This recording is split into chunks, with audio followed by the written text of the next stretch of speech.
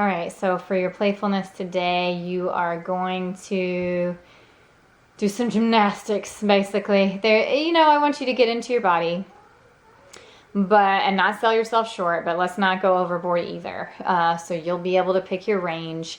This one would be a really fun one to do with a person.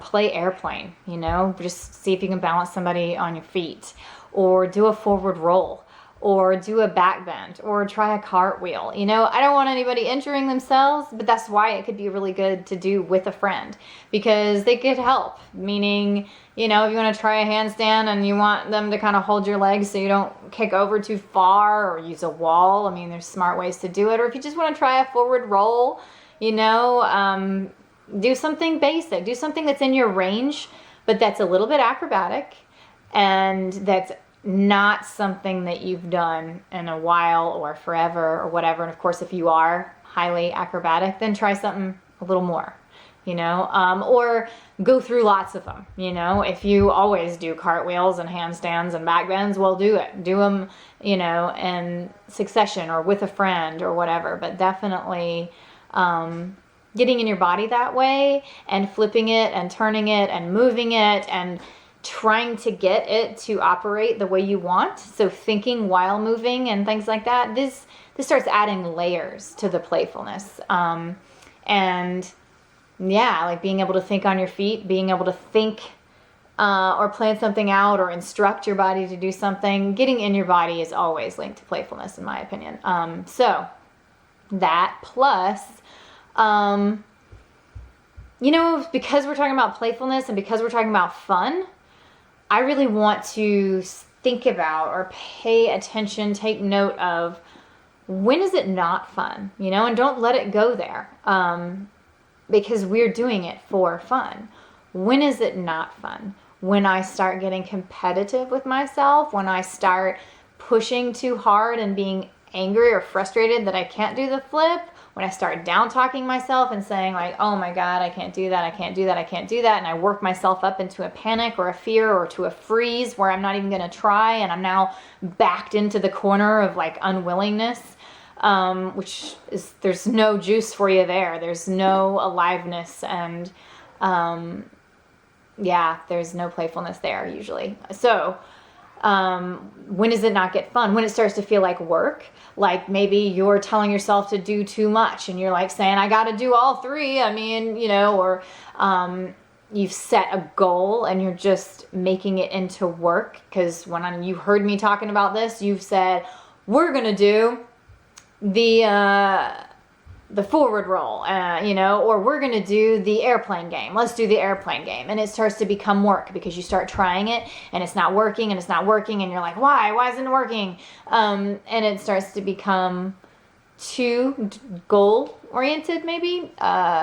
So see how that is. When is it not fun? When can you keep it in the fun zone? And, is there something you can do? Like one big thing. Especially with the example of, with somebody, make it so there's no right way to do it, like forward roll. So what if you end up kind of side flipping or, don't land at all on your feet or sort of, sprawled out in a, splat position at the end. So there is no right or wrong. Like if you remove that even, that there is a way to do it or a definition at all, doesn't that bring out a whole new layer of enjoyability? Like, oh yeah, sure, then I can enjoy this. If there's no right way to do a cartwheel, if any old flipperoo that's sort of like a cartwheel or not even at all like a cartwheel, but it was just my effort towards a cartwheel, is all okay. If that's all okay, then it still remains fun in a much different way. And then there is another element, especially if you're doing this with others. I think I might save this one for another challenge, actually. So yeah, we'll save it. But try something acrobatic. Don't sell yourself short. Don't make it crazy acrobatic. Just something that you haven't tried in a while. See how you like it. So I got to add a little something because I don't know, I just got to thinking and I feel like I maybe left you hanging a little bit too much on the be a gymnast thing, you know? So I'm just going to add some ideas because I didn't want to just throw you out on a limb like, what the heck does that mean? Back bends or forward rolls, cartwheels, handstands, what are you talking about? So if this is way out of range or just some other ideas, are things like standing and jumping on the floor and trying to touch your toes, or just trying to touch one toe, or just tucking up in a ball and hugging your knees when you jump, you know, something like that.